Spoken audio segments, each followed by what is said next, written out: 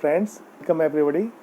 तो आज हम mutual fund mock test chapter number 9 part B से शुरू करते हैं। ये चैप्टर लेंथी है तो हम इसे 3 पार्ट में करेंगे। ऑलरेडी हमने पार्ट 1 कवर किया है, तो आज हम पार्ट बी और फिर नेक्स्ट सेशन में पार्ट सी करेंगे।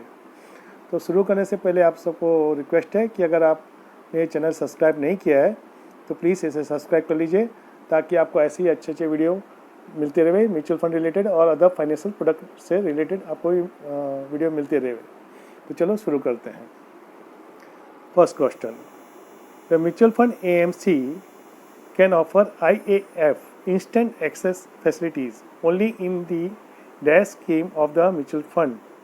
The monetary limit under the IAF is ₹50,000 और -% of the latest value of the investment in the scheme whichever is lower। तो यहाँ पे ऑप्शन है लिक्विड 90, इक्विटी 50।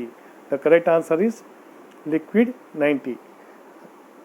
तो यहाँ पे जो लिक्विड फंड है उसमें इंस्टेंट मनी ट्रांसफ़र होता है और इसका जो लिमिट है that is 90% of the value और 50,000 whichever is lower.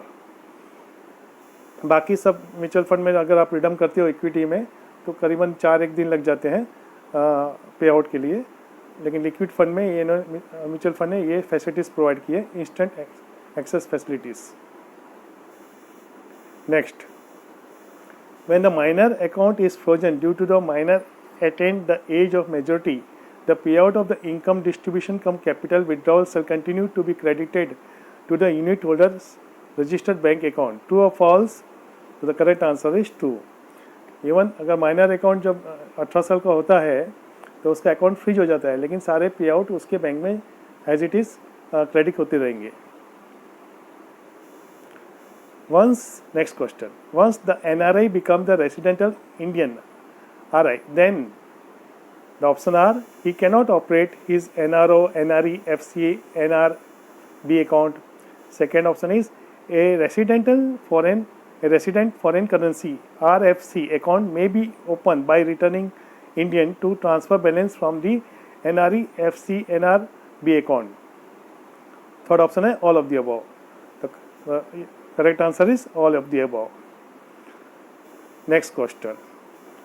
In case of change in Karta of HUF due to death of the Karta, then the document required are option are attested copy of the death certificate, bank certificate stating signature and detail of the new Karta, indemnity bond signed by all co-partners and new Karta, and fourth option है all of the above. The correct answer is all of the above.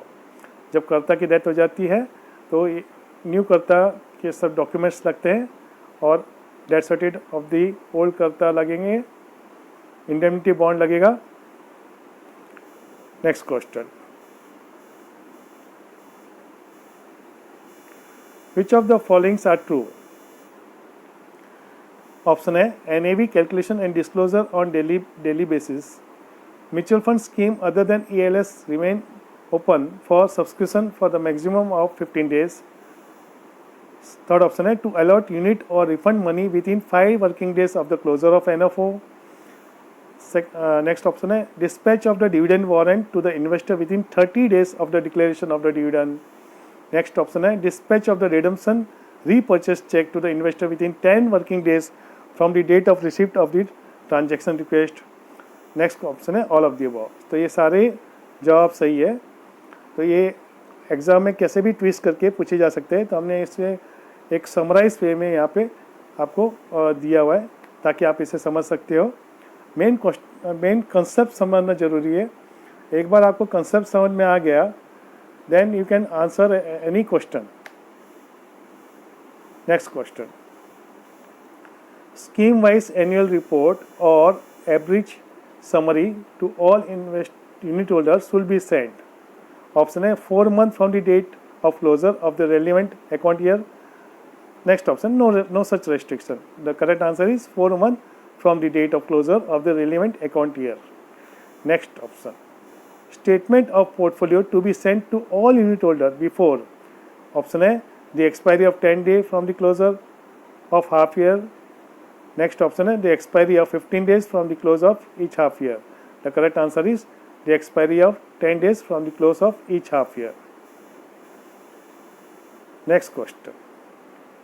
Half yearly disclosure. Unaudited results will be available on the mutual fund website within dash month from the close of the each half year. Option है 1 or 2. The correct answer is 1 month. Next question. In order to enhance transparency, it is decided that the detail of debt and money market transacted, including their scheme transfer in its scheme portfolio, shall be disclosed on daily basis with a time lag of dash days. The option है 10 days, 15 days, 7 days. The correct answer is 15 days. Next question. Which of the following is true in case of nomination? Nomination के ऊपर में कई सवाल पूछे जाते हैं, तो इसे यहाँ पे एक एक ऑप्शन को ज़रा बराबर समझना ज़रूरी है. तो चलिए देखते हैं. First option, only individual investor can make a nomination, ये भी सही है. सेकंड ऑप्शन है a power of attorney holder can not make a nomination, ये भी सही है. पावर ऑफ अटॉर्नी नॉमिनेशन नहीं अपॉइंट कर सकता है, ना वो चेंज कर सकता है, ना अपॉइंट कर सकता है.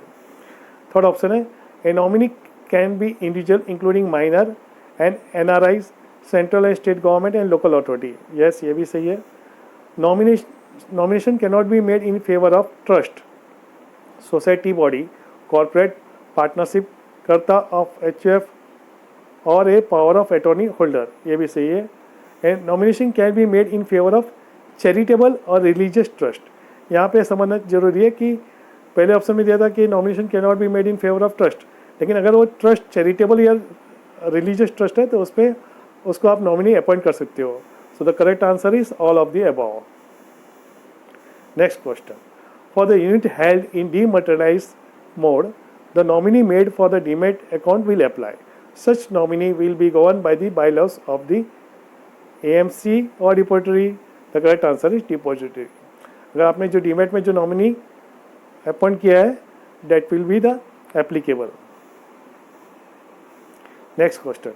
The payout of income distribution cum capital withdrawal declared on the unit of a lien may be paid to the unit holder or a lender depending upon the agreement. True or false? True. अभी जो dividend या पे out जो भी आता है वो as per agreement, अगर किसी ने म्यूचुअल फंड यूनिट के अगेंस्ट में लोन लिया है, लेंडर से लीन किया है उसे, तो एज पर एग्रीमेंट वो पे आउट लेंडर को भी जा सकता है और as per agreement unit holder को भी जा सकता है, as per agreement.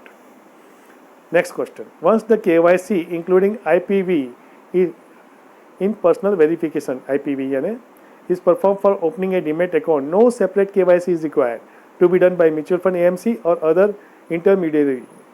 True or false? True. Simple. Next question. In case of transmission of unit, which are the following option are true? Option A, transmission is a process of transferring unit to a person entitled to receive them in the event of the death of unit holder. Second option है, in case of unit holder, joint holder, if first holder passes away, second holder is substituted as the first holder.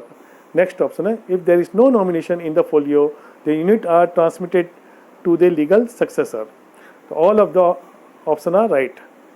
ये थोड़ा अच्छा से आपको समझना पड़ेगा, इसी में से क्वेश्चन को ट्विस्ट करके पूछा जाएगा.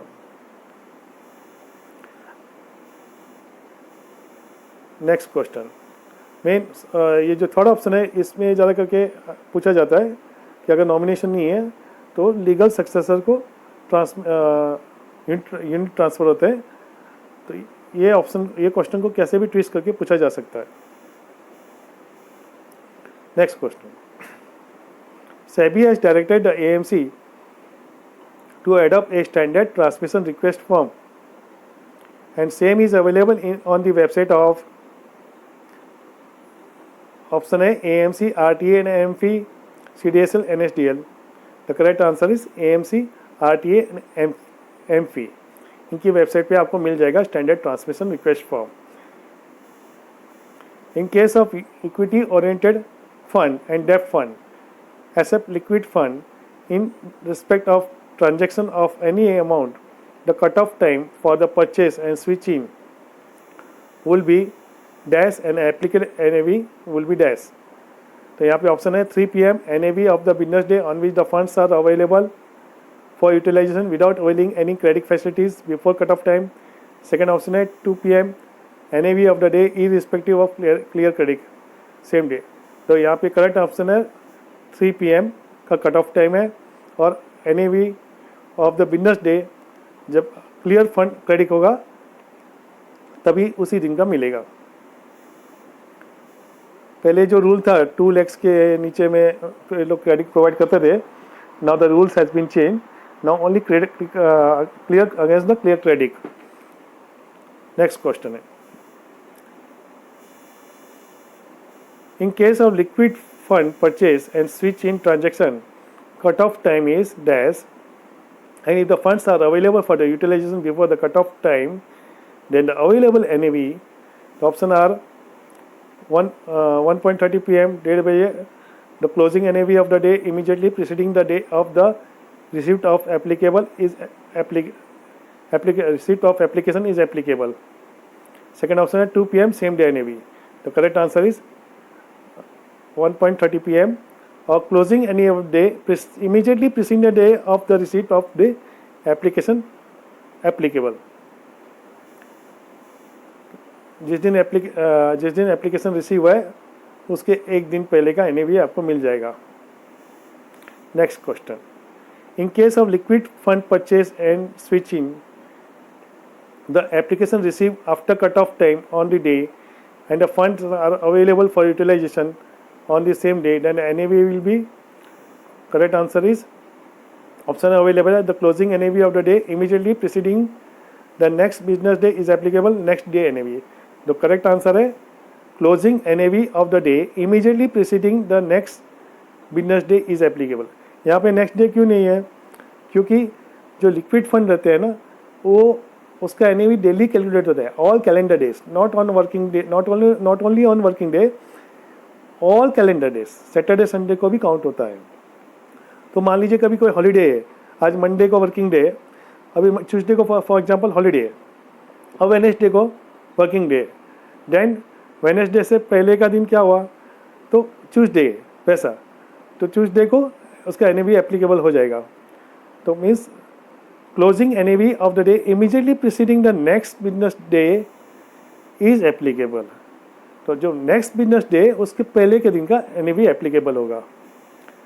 सो फ्रेंड्स, अभी हम लोग ये सबमिट करके देखते हैं हमारे कितने आंसर सही है।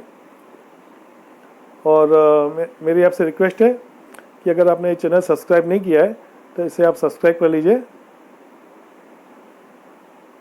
हमारे सभी आंसर सही है, 18 of 18। तो फ्रेंड्स, मुझे उम्मीद है कि आपको ये वीडियो पसंद आया रहेगा और इसे आप अभी नेक्स्ट सेशन में हम लोग चैप्टर नंबर 9 के पार्ट C लेंगे। सो फ्रेंड्स, प्लीज़ इसे सब्सक्राइब कीजिए और अपने फ्रेंड को के साथ में, अपने रिलेटिव्स एंड फ्रेंड के साथ में शेयर कीजिए। Thank you very much.